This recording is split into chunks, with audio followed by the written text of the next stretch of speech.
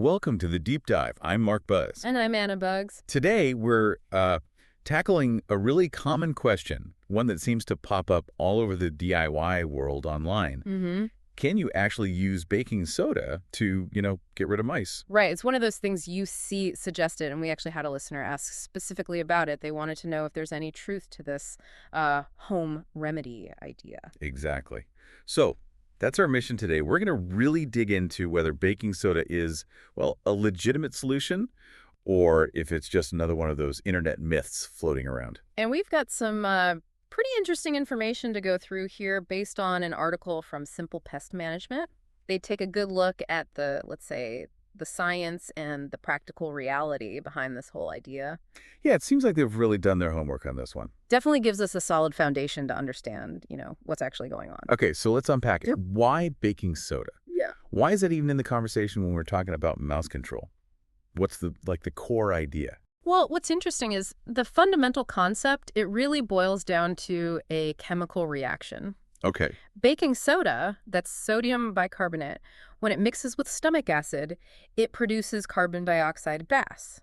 Okay. And the theory, the whole idea, is that because mice apparently can't burp, Right, I've heard that. this gas just builds up inside their digestive system. And the hope, or the theory, is that this buildup causes fatal internal problems. Oh, so it's the same reaction that makes your cookies rise, basically. Exactly the same process, yeah. Just potentially with much more serious consequences for a little mouse, in theory, anyway. So the thinking is fatal gas buildup. Now, the Simple Pest Management article, it mentions people try to make this stuff more appealing to the mice, don't they? Oh, absolutely. Because baking soda on its own probably isn't that tempting. So yeah, to lure the mice in, people often mix it with things they do, like peanut butter is a classic. Right. Or maybe cornbread mix, something sweet or fatty. The goal is obviously to mask any taste of the baking soda and just create this homemade bait that hopefully the mice will just eat without thinking twice. And then you just put this mixture where you've seen droppings or activity. Precisely. Place it in those areas, hoping they'll take the bait. It seems kind of logical on the surface. I mean, baking soda is cheap. Most people have it in their kitchen. Mm-hmm. And maybe it feels less harsh or dangerous than using traditional poisons, especially if you've got kids running around or pets. Yeah, and the article does touch on that. That's a big part of its appeal, isn't it? This perception of it being a more quote-unquote natural fix. People are often looking for less toxic ways to deal with pests in their homes. Totally understandable. But, when we look at effective pest management, really effective stuff, we need to kind of move beyond just hoping for the best with these simple remedies and actually consider what we know about mouse biology, how they behave. And that's kind of where the Simple Pest Management article starts to, poke holes in the baking soda idea, doesn't it? Mm-hmm. It lays out several key reasons why this probably isn't the miracle solution some people might be hoping for. Yes, exactly. And the first really critical point is just about how mice eat. Think about it. They're nibblers, right? Right. They don't sit down for a big meal. No. They eat tiny amounts of food pretty much constantly throughout the day, or night mostly. So there's just no guarantee they'll actually consume enough of the baking soda mixture in one go. Oh.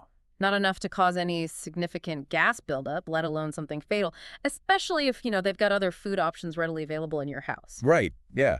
If they can find some crumbs under the sofa or get into the dog food bowl, why would they eat a whole bunch of this potentially weird-tasting baking soda mix? Makes sense. Mm-hmm. The article also brings up another point, another way mice can, shall we say, relieve gas pressure? Precisely. This is a key detail. Right. While the can't burp thing might be true, they are perfectly capable of passing gas the other way. Okay. Through their digestive tract. So, any carbon dioxide that is produced from the baking soda reacting with stomach acid, well, it might not actually accumulate to a dangerous level at all. So it might just make them a bit uncomfortable, maybe? Possibly, yeah. Some discomfort, perhaps.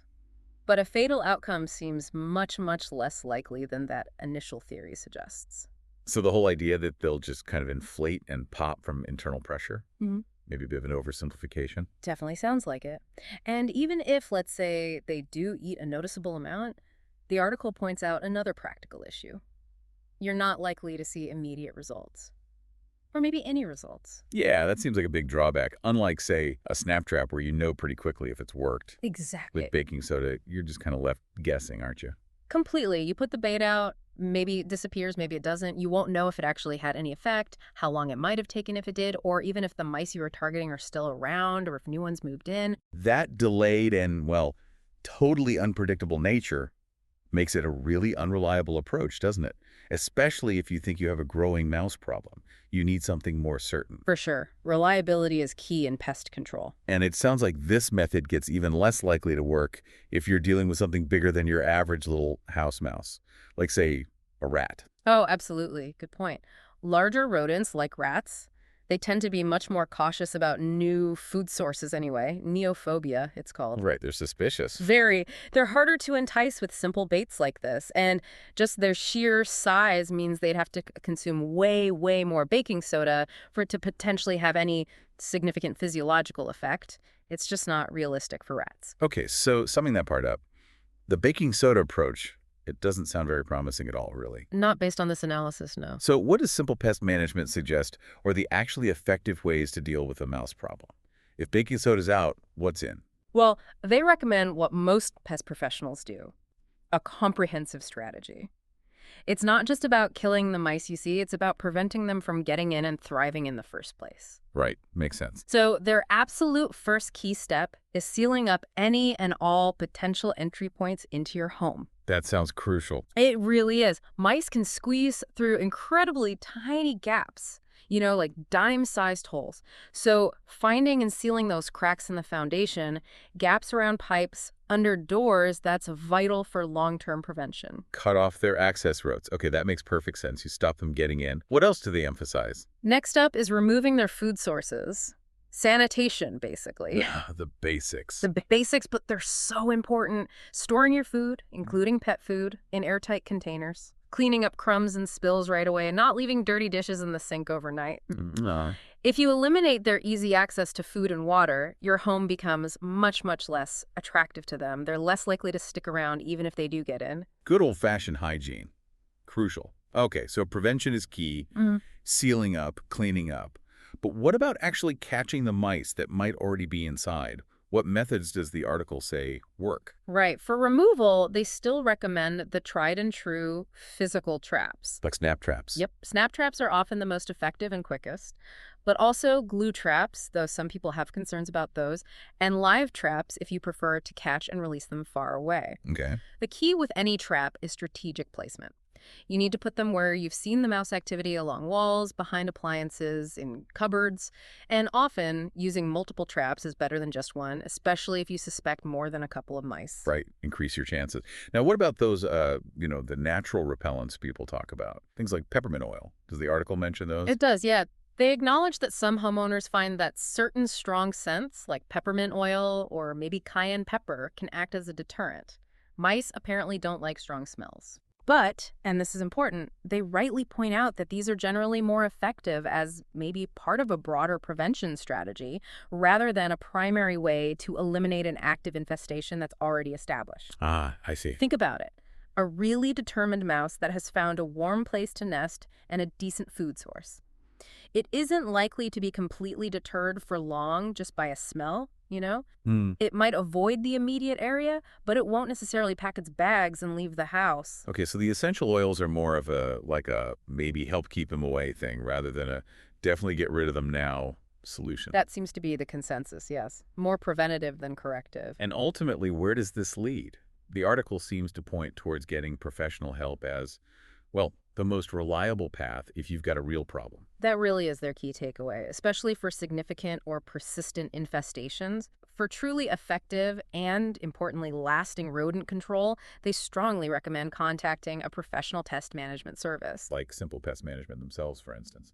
Exactly. Simple Pest Management, the source of this info, they specialize in rodent control in several areas of California, San Diego, South Riverside, Sacramento, and West Placer counties, according to the article. And what do professionals typically do? They bring expertise. They'll do a thorough inspection to find exactly how the mice are getting in and where they're living. They're experts at sealing those entry points properly. And then they use targeted, often more effective treatment methods to eliminate the existing population and address the root cause of the problem. Right, a much more systematic approach. Definitely. Okay, so let's try and summarize this then. Yep.